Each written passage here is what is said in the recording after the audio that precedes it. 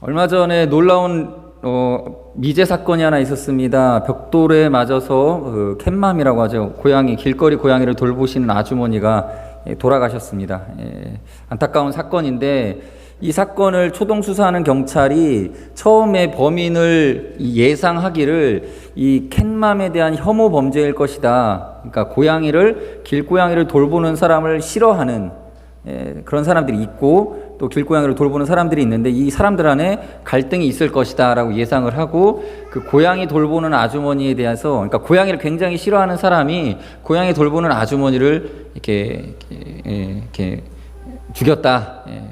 소위 이제 돌을 던져서 좀 어떻게 좀 좀 방해를 하려고 했던 것인데 본인이 또 죽이게 되었다. 뭐 이런 정도로 판단을 하고 범인을 찾았습니다. 물론 범인은 이제 초등학생으로 밝혀졌습니다. 그런데 이제 그 수사에 처음에 아까 말씀드렸던 것처럼 이렇게 혐오하는 사람이 죽였을 수 있다라고 예상을 했습니다. 많은 사람들이 공감을 했죠. 아마 그랬을 것이다. 요즘 세상을 잘 보여주고 있지 않습니까? 자기가 싫어하는 것을 다른 사람이 사랑한다고 하여서 그것을 증오의 대상 삼는 그런 시대입니다. 우리가 예수님을 잘 믿으면 믿을수록 또 우리가 사랑하는 하나님을 또 미워하는 대상으로 보는 사람들도 있지요. 오늘날 세상이 그렇습니다. 왜 이렇게 각박할까요? 서로 자기의 감정을 조금만 터치하고 건드리면, 내가 권한이 있는 한, 내가 권리가 있으면 무조건 그 사람에 대해서 내가 해코지를 하고자 하는, 어떤 힘이 있으면 실력 발휘하고자 하는 그런 시대를 살고 있습니다. 자동차 운전을 하다가도요, 조금만 자기가 앞으로 이렇게 진로를 가는데 방해하는 그런 차가 앞에 나타나면 그 앞질러 가가지고 보호복 운전을 하지 않습니까? 그리고 브레이크를 잡고 또 뭐 교통사고가 날 수 있도록 아주 위험하게 운전을 한다든지. 요즘 사람들이 이렇게 분노 조절을 못할 만큼 각박해져 있습니다. 얼마 전에는 그 S 브랜드의 그 보석, 그 예물을 구입했던 사람이 7, 8년이 지났음에도 불구하고 그 보증서도 없이 찾아가가지고 이것을 무상 보증해달라고 요구했다가 거절당하니까 굉장히 이렇게 항의를 많이 하고, 심지어 이제 그 백화점 직원을 무릎 꿇게 하여서 많은 사람들이 공분을 사게 했죠. 자기가 갑이면 을은 얼마든지 괴롭힐 수 있다라고 여기는 그런 세상 속에 살아가고 있습니다. 왜 이럴까요? 세상이 왜 이렇게 메마르고 서로 미워하는 마음을 숨기지 못하고 다 드러내고 살아가고 있을까라는 생각을 해봤습니다. 저는 이런 원인을 어디서 찾았냐면요, 저는 깊이 생각해 보니까요, 제 생각입니다. 원인은 딱 하나입니다. 그리스도인의 사랑, 하나님께로부터 받은 사랑을 세상에 잘 전달하지 못하고 있다. 그러니까 여러분, 수돗물이 상수도에서 원활하게 이렇게 퍼올려지고 있습니다. 그런데 수도관 어디선가 막혀서 정말로 그 물이 필요한 주민들에게 공급되지 못하는 상황과 같이, 그리스도인들에게 하나님의 사랑이 부어졌음에도 불구하고 그리스도인들 안에 그 사랑에 대한 마땅한 이 햇빛을 비추는 달과 같은 반사판 역할 혹은 통로의 역할을 제대로 감당하지 못하고 있기 때문에 세상이 메말라 가고 있다라고 저는 그렇게 판단이 되어집니다. 실제로 오늘 기독교 뉴스에 아주 충격적인 그 뉴스가 하나 올라왔습니다. 들으신 분은 들으셨겠지만, 우리 이쪽 교단에 굉장히 막 나가는 그런 그 목사님 한 분이 계셨습니다. 예전에 그 총회 할 때도 총 꺼내가지고 이렇게 난동을 피웠던 목사님 계셨는데, 그분이 오늘 또 일을 저질렀습니다. 한번 뉴스 검색해 보시면 자세한 설명은 제가 말씀 못 드리겠습니다. 사람을 죽일 뻔했습니다. 그리스도인들 안에서도 이렇게 서로 이런 범죄들이 일어나고 있는 현상, 그 결과가 지금 이 세상, 지금 우리가 살아가는 그 세상 사람들에게도 영향을 끼치고 있다라고 말할 수 있습니다. 의인 5명만 있으면 하나님께서 그 도시를 멸망시키지 않을 텐데, 지금 세상은 그 의인마저도 점점 줄어들고 있는 그러한 시대를 우리가 살고 있습니다. 하나님의 사랑이 잘 전달되어져야 됩니다. 그러므로 우리는 오늘 이 본문의 말씀을 집중해서 우리가 한 번 더 생각해 볼 필요가 있다는 생각이 듭니다. 오늘 본문 7절의 말씀, 요한일서 4장 7절의 말씀을 함께 읽겠습니다. 시작. 사랑하는 자들아, 우리가 서로 사랑하자. 사랑은 하나님께 속한 것이니 사랑하는 자마다 하나님으로부터 나서 하나님을 알고, 아멘, 하나님을 알고. 우리가 감사해야 될 이유 중에 하나는요, 우리 하나님이 사랑이시다라는 것이죠. 그리고 그 사랑을 우리가 알아야 됩니다. 하나님은 사랑이시며 자녀됨의 증거도 성품에서 나오는 사랑이겠죠. 우리 안에도 그런 성품이 나와야 됩니다. 여러분들 아이가 엄마를 어떻게 알게 됩니까? 아이가 엄마를 알 때에는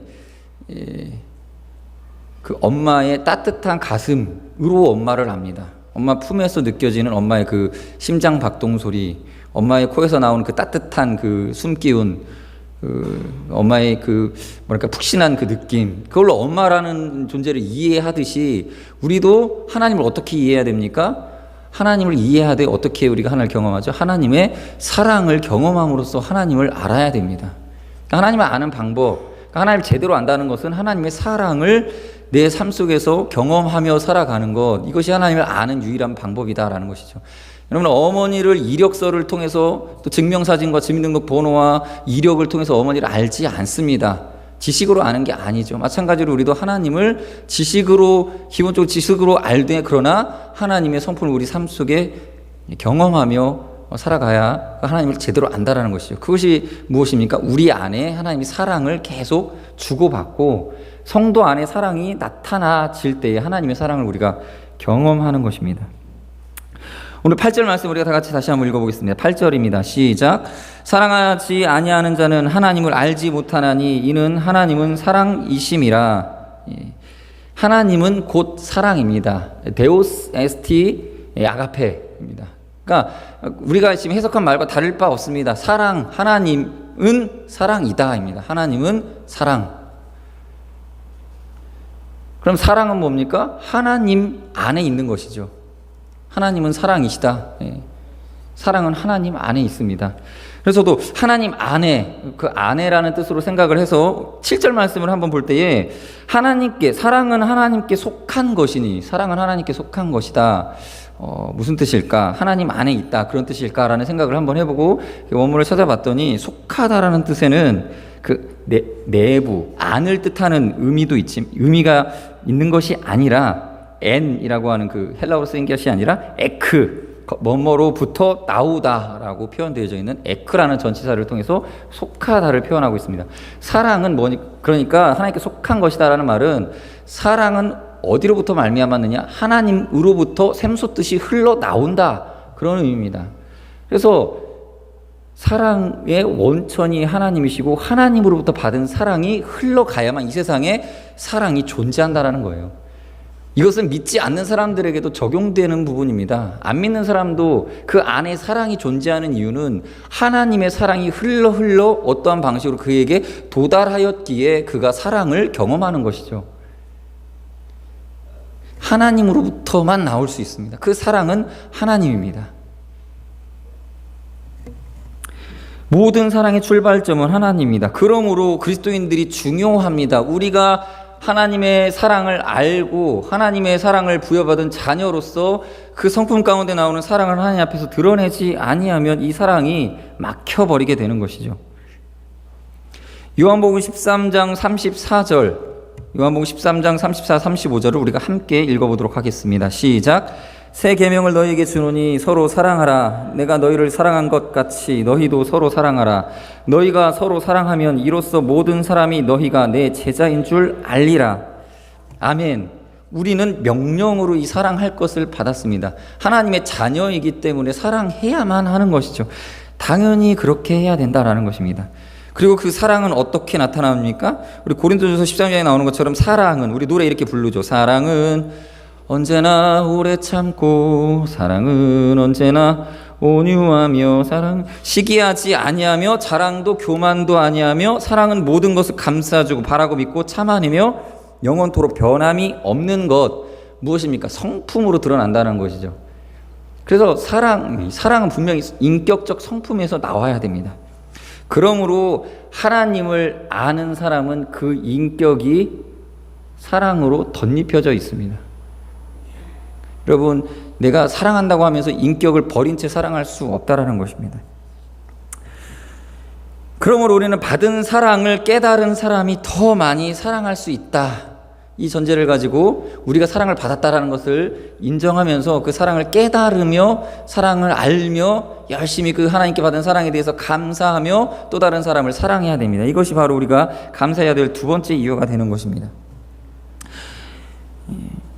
누가복음 7장 47절에 보면 죄 사함 받은 여인, 예수님의 발에 옥합을 깨뜨려 향유를 부은 마리아, 하나님께 많은 사랑을 받은 사람입니다. 많은 죄가 있었는데 용서받은 사람입니다. 이 사람에 대한 예수 그리스도의 평가가 이렇게 기록되어 있습니다. 누가복음 7장 47절을 함께 읽겠습니다. 시작. 이러므로 내가 네게 말하노니 그의 많은 죄가 사하여졌도다. 이는 그의 사랑함이 많음이라. 사함을 받은 일이 적은 자는 적게 사랑하느니라. 아멘. 사랑을 많이 죄 사함을 많이 받은 사람은 더 크게 사랑하게 된대요. 그러면 반대로 이렇게 생각하는 분들이 있어요. 약간 삐뚤어진 생각일 수도 있는데, 그래, 하나님을 더 많이 사랑하고 더 사랑을 크게, 내 안에 사랑을 크게 하려면 죄를 크게 지고 용서를 받아야 되는구나. 그럼 죄를 더 지을까? 사실 이거는 상식적으로 우리가 납득이 안 되는 부분이겠죠. 여러분, 사랑을 많이 받으면 더욱더 커져야 될 것은 죄를 더 크게 짓는 것이 아니라 그 방향이 아니죠. 오히려 그 사랑에 대해서 감사가 커져야 되는 것입니다. 많은 사랑을 받았기 때문에 그 사랑을 깨달았다라고 설명할 수 있습니다. 우리는 그래서 어디에 중점을 둬야 되냐면 하나님이 나를 얼마나 사랑한지를 내가 깨달아야 된다라는 거예요. 죄를 많이 지은 사람이 있습니다. 이 사람이 하나님의 사랑을 더 크게 경험할 수 있습니다. 왜 그렇죠? 자기가 이렇게 큰 죄를 지었음에도 불구하고 하나님이 나를 이런 죄까지도 용서해 주시는 큰 하나님의 사랑이 그렇게 크시구나라고 경험되어지고 또 그것이 큰 충격으로 다가오게 됩니다. 그래서 이 사람은 하나님의 사랑을 크게 경험할 수밖에 없지요. 그러나 그게 복은 아닙니다. 눈으로 보고 믿는 자보다 말씀을 듣고 믿는 자가 더 큰 복이 있는 것입니다. 여러분, 누가복음에는 탕자의 비유가 나오는데 탕자 2명이 나옵니다. 하나는 집에 있는 탕자, 하나는 집을 나갔다 돌아온 탕자예요. 둘 다 탕자입니다. 둘 다 죄인을 비유하고 있습니다. 그런데 보십시오. 큰 형 탕자는 작은 동생 탕자에 비해서 부족한 것이 하나 있습니다. 뭐냐면 아버지가 자기를 얼마나 사랑하는지를 깨닫지 못했다라는 거예요. 둘째 동생은 깨달았어요. 깨닫긴 깨달았는데 밖에 나가서 자기 재산 다 탕진하고 아버지께 큰 죄를 짓고 돌아와서야 용서받으면서 그때 깨달았죠. 아버지가 날 이렇게 사랑하고 계셨구나. 아버지가 날 이렇게 아끼시는구나. 그때 깨달은 거예요. 갔다 와서 깨달았죠. 큰아들도 빨리 깨달았으면 좋았을 텐데 그거 못 깨달고 아버지가 나를 얼마나 사랑한지를 알지를 못하고 경험하지 못하고 믿지를 않았죠. 그래서 염소새끼 한 마리라도 구하지를 않았어요. 구하지를 않았습니다. 그래서 성경은요, 이 깨달음을 목적으로, 아버지가 얼마나 우리를 사랑하는지를 깨달음을 목적을 두고 우리에게 기도를 가르쳐 줍니다. 예수님께서 기도를 가르쳐 주실 때는요, 기도의 방법이 방법론 가르쳐 주신 것이 또 어느 정도 있지만 그 안에 무엇을 핵심으로 두고 있냐면요, 아버지가 너를 얼마나 사랑하시는지를 깨닫는 수단으로서 기도해라라는 거예요. 아버지가, 너희들 봐봐라, 아버지가 있는데 아들이 떡을 달라고 하면 돌을 주겠느냐? 아들이 생선을 달라고 하는데 뱀을 주겠느냐?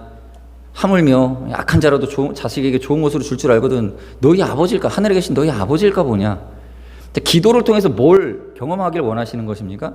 기도를 통해서 우리가 기도 응답을 경험하는 것도 중요하지만, 하나님의 그 능력, 권능을 인정하는 것도 중요하지만, 하나님이 얼마나 나를 사랑하셨는가, 그것을 깨달으라고 기도를 가르쳐 주시는 것입니다. 기도해라라는 거예요. 간구해라라는 겁니다. 구하라, 찾으라, 두드리라. 그 결과는 뭡니까? 아버지가 너를 얼마나 사랑하시는지를 깨닫게 될 거야.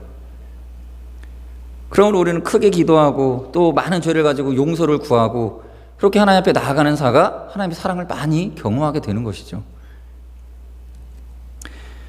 믿음으로 기도하십시오. 하나님 아버지를 경험하게 됩니다. 아버지를 어떻게 경험해야 됩니까? 하나님의 사랑으로 경험하셔야 됩니다. 로마서 6장 1절에 보면 이렇게 기록되어져 있습니다. 그런즉 우리가 무슨 말을 하리요? 은혜를 더하게 하려고 죄에 거하겠느냐? 그럴 수 없느니라. 죄에 대하여 죽은 우리가 어찌 그 가운데 더 살리요? 이런 사람은 없습니다. 큰 죄를 짓고 용서받은 사람이 하나님의 사랑이 큰 것을 경험했다면 그 다음에 그 은혜를 더 경험하려고 또 더 큰 죄를 짓는 사람은 없습니다. 왜 그렇죠? 이거 말도 안 되는 얘기예요. 이거는 이론적으로만 존재하는 사람이지, 우리가 말로 그냥 말장난으로 이런 사람이 있을 거야 라고 말하는 것이지, 실제로 여러분들 하나님께 그렇게 큰 죄 짓고 용서받은 사람이 그 죄를, 그 은혜를 더 받으려고 더 죄 크게 지어야지, 이런 사람은 없다라는 거예요. 그저 자신의 연약함과 죄된 습관이 몸에 배어서 어쩔 수 없이 또 범죄하는 사람들이 종종 있지만 그것이 사랑과 은혜를 받으려는 목적이 되어서 움직이는 그런 사람은 없다라는 겁니다. 그러므로 우리는 하나님의 사랑과 은혜를 경험하는 데 초점을 두고 우리의 신앙이 비록 연약하고 죄악이 반복되는 삶 가운데 있다 할지라도 하나님의 사랑을 경험하는 우리 승리하는 우리 영적인 주의 일꾼들 되시길 바라겠습니다. 우리가 감사해야 될 세 번째 이유는 참 믿음은 감사에서 발견되어진다라는 이유 때문입니다. 예수님 시대에는 나병 환자들이 많이 있었습니다. 그 중에 누가복음에 보면 10명의 나병 환자 이야기가 나옵니다. 동시에 치료를 받았습니다. 10명이 한꺼번에 집단 치유를 경험하게 됩니다. 10명이 한꺼번에 다 나병이 깨끗하게 낫게 됩니다. 그 이야기를 우리가 함께 같이 읽어보도록 하겠습니다. 누가복음 17장 15절부터 19절까지요. 우리 함께 같이 화면을 보시면서 읽겠습니다. 시작. 그 중에 한 사람이 자기가 나은 것을 보고 큰 소리로 하나님께 영광을 돌리며 돌아와 예수 발 아래 엎드려 감사하니 그는 사마리아인이라. 예수께서 대답하여 이르시되 10사람이 다 깨끗함을 받지 아니하였느냐? 그 9은 어디 있느냐? 이방인 외에는 하나님께 영광을 돌리러 돌아온 자가 없느냐 하시고 그에게 이르시되 일어나 가라. 네 믿음이 너를 구원하였느니라 하시더라. 아멘. 예수님은 이 문둥병, 나병 환자들에게 가서 너희 몸을 제사장에게 보여라. 나을 거야. 하고 보냈습니다. 돌아와서 나한테 감사해라고 이렇게 가르쳐주거나 명령하거나 하시지 않았습니다. 그럼에도 불구하고 예수님은 어땠습니까? 오늘 방금 읽으신 본문을 보시면 마치 감사로 돌아오는 사람을 기다린 것처럼 이렇게 말은 하시지 않았지만 자기에게 감사하러 하나님께 영광을 돌리고 감사로 돌아올 이 사마리아 한 사람 혹은 또 다른 문둥병 환자를 만나기를 원하셨던 것처럼 이야기하시죠. 예수께서 대답하여 이르시되 10사람이 다 깨끗함을 받지 아니하였느냐? 그 9은 어디 있느냐? 찾으신다라는 거예요.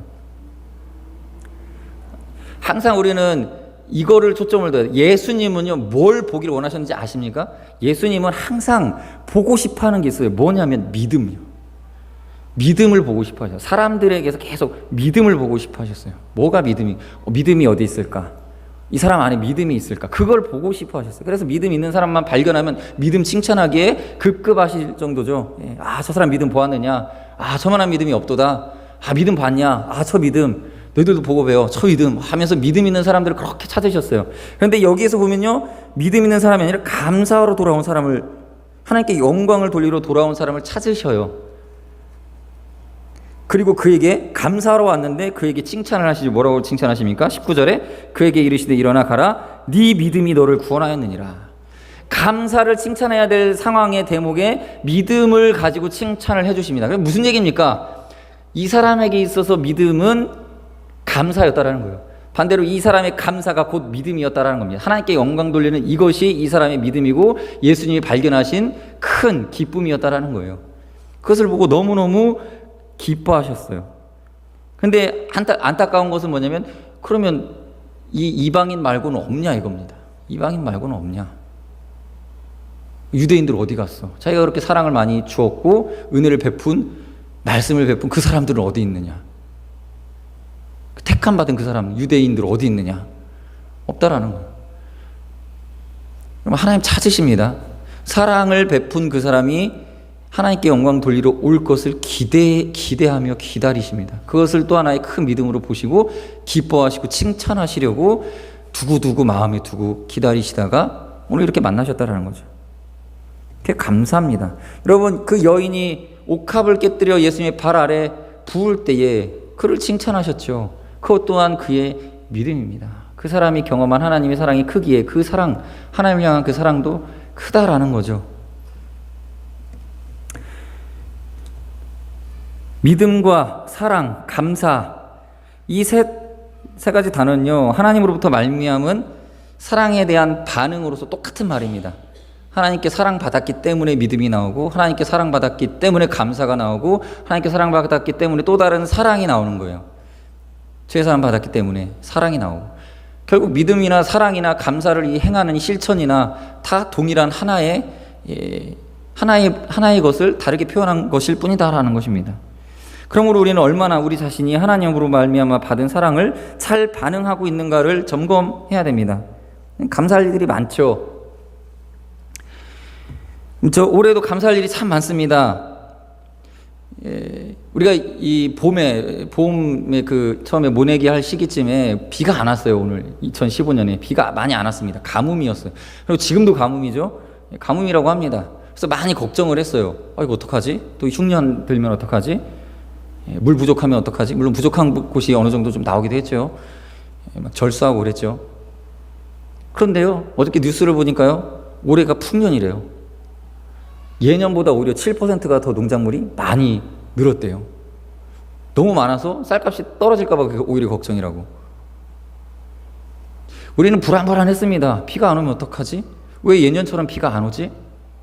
그런데 오히려 여러분, 일조량이 더 중요한 거 아십니까? 농사에 있어서 일조량이 참 중요합니다. 그래서 여러분들 그 팔레스타인 지방이나 저기 좀 이렇게 좀 우리가 볼 때는 좀 물도 별로 없는 가뭄 같은 메마른 땅인데 거기서 나오는 과일이나 농작물이 풍요로운 걸 보게 됩니다. 일조량이 더 중요해요. 하나님의 은혜가 이렇게 조절되고 아주 날카롭게, 뭐라고 표현해야죠? 정교하게 우리에게 은혜를 베풀어주고 계신다라는 거예요. 비록 비가 적게 와서 염려는 됐지만 그때는 염려했죠. 왜 그러지? 하나님, 우리가 이렇게 기도하는데도 왜 비가 안 오지? 근데 하나님이 비가 비록 오지 않았을지라도 풍성하게 베풀어 주셨다는 거예요. 올해 과일이 더 맛있어요. 올해 과일 여러 가지 이렇게 선물로 주신 분들이 좀 받아서 먹었는데요. 와, 과일이 다 맛있습니다. 오히려 맛있어요. 달아요. 그게 하나님 은혜다라는 것입니다. 정교한 하나님의 은혜가 감사할 일이 우리 가운데 넘칩니다. 지금 당장에는 비가 오지 않아서 염려가 되지만 그 하나님의 섭리 속에 있다라는 거죠. 오늘 우리가 살아갈 때도 감사할 일들이 얼마나 많습니까? 제가 어렸을 때는 우리 어머님이 해주시는 비빔국수를 참 좋아했습니다. 이렇게 그 고추장 넣고 이렇게 만드는 거 보니까 별로 이렇게 어렵지 않아 보이더라고요. 그래서 저도 그 고추장 비벼갖고 이렇게 먹으면 되는 건 줄 알고 이제 초등학교 2학년 때였나 3학년 때 혼자 비빔국수를 한번 만들어 보겠다 해가지고 국수를 사다가 요리를 했어요. 그 요리하는 방법을 저는 몰라요. 그냥 라면이랑 똑같겠지. 국수 넣고 펄펄 끓는 물에 고추장 부었어요. 그랬더니 이게 먹을 수 없는 음식이 돼버리더라고요.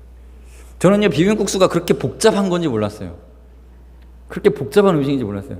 국수를 한번 삶고, 그 다음에 그 물 찬물로 헹궈내고, 그 다음에 얼마 전에 백종원이 나와서 설명해줘요. 뭐 설탕 많이 넣어야 된대요. 설탕 많이 넣고, 고추장 넣고, 이렇게 양념 볶아가지고 잘 넣고.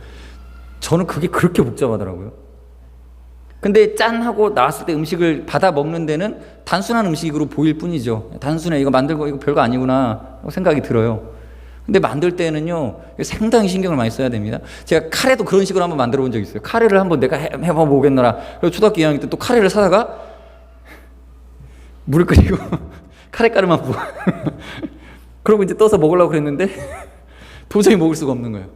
그 안에 감자도 넣어야 되고 뭐 당근도 좀 썰어 넣어야 되는 그런 거 생각을 못 한 거죠. 고기를 넣으려면요, 고기는 또 한 번은 이번에 실패하지 않으리라고 이렇게 해가지고 감자 넣고 고기도 넣었어요. 근데 고기 냄새 빼는 걸 빼먹은 거예요. 냄새가 복잡해요. 근데 음식으로 나올 때는 별것 아닌 것 같습니다. 사실 그 음식 이제 이거 버려야지. 내가 만든 거야. 누가 볼까 민망하네. 그래서 그 집 마당에 개한테 이렇게 주려고 이렇게 개 밥그릇에 딱 담아줬더니 개도 안 먹더라고요. 음식이 받아 먹을 때는 단순해요. 그런데 그 음식 하나가 나오려면요, 비빔밥 하나만 생각해 봅시다. 밥에다가 계란에 뭐 그 야채들, 고추장. 근데 쌀을 하나 만들려면 농사를 지어야 되고 그 쌀이 잘 익어야 되고 고추 말려야 되고 말린 다음에 그것이 이렇게 장으로 잘 담궈져야 되고 또 뭐 들어가는 게 어마어마하지 않습니까? 근데 그것을 받는 입장에서는 단순한 음식처럼 보여요. 싼 거 한 5,000원 정도 가치로 보이죠. 그러나 그렇지 않다라는 거예요. 여러분, 하나님께서 우리의 기도를 응답해 주십니다. 너무나 많은 기도들을 우리가 응답받으며 살아가고 있습니다. 아주 작은 것들, 소소한 것들을 응답받으며 우리가 그 평화 속에 살아가고 있습니다. 그런데 우리가 누리는 이 평안, 이 작은 기도 응답들이 거저 주어진 것이 아니라는 거죠. 그 우리의 기도 응답 한 가지, 때로는 큰 제목 하나 이 응답되었다라고 할 때에는 하나님께서 어마어마한 아주 많은 지혜와 섭리와 손길을 사용하셨다라는 거예요. 아주 작은 기도 응답 받을 때에도 그 안에 하나님이 어마어마하게 많은 일들을 행하셨습니다. 자동차 하나에는요, 부품이 25,000개가 들어갑니다. 딱 봤을 때 이건 자동차 하나 이렇게 생각을 하겠죠. 그러나 그 안에 얼마나 많은 것들이 들어가야 됩니까? 얼마나 많은 사고와 생각과 아이디어와 지혜가 필요하고 노동력이 필요하고 손이 필요하겠습니까? 마찬가지입니다. 우리 이 인생 살아가는 동안에 감사할 일들이 너무 많습니다. 너무 많아요. 감사할 수밖에 없어요. 그리고 그렇기 때문에 우리는 기도할 수밖에 없는 겁니다. 그 기도가 우리는 단순하게 기도하지만 하나님 그 기도를 응답해 주신다니까요. 그런데 그렇게 효율적인 기도, 그렇게 강력한 능력을 우리가 어찌 우리 손에서 놓겠습니까? 기도하고 또 그 기도 응답 때문에 감사하고 이 일들이 우리 생활에 넘쳐나야 되겠습니다. 감사로 승리하시는, 지금 비록 상황이 녹록치 않더라도 모든 일에서 하나님의 사랑이 넘쳐서 흘러나오도록, 많은 사람들이 그 사랑을 경험하도록 내가 하나님께 받은 은혜를 감사 또 이웃 사랑으로서 드러내는 그러한 삶을 살아갈 수 있게 해달라고, 그런 기도로 같이 기도했으면 좋겠습니다. 지금 같이 기도하시겠습니다. 하나님의 성품을 닮아 사랑을 베풀게 하여 주시옵소서. 혹시 내게 받은 사랑과 은혜에 대해서 깨닫지 못하는 것들이 너무나 많습니다. 하나님 조금이라도 내가 알아 그것을 깨닫길 원합니다. 그리하여 사랑이 넘치는 삶을 살아가길 원합니다. 더불어 감사가 넘치는 내 삶 가운데 그것을 표현하며 행하며 예수님 기다리시는 그 사랑을 하나님께 드리는 저희의 감사 생활이 되게 하여 주시옵소서. 그런 기도로 하나님께 은혜를 구하며 기도했으면 좋겠습니다. 기도하겠습니다. 하나님 아버지 감사합니다. 우리가 너무나 많은 은혜와 사랑을 경험하며 살아가는데도 불구하고 하나님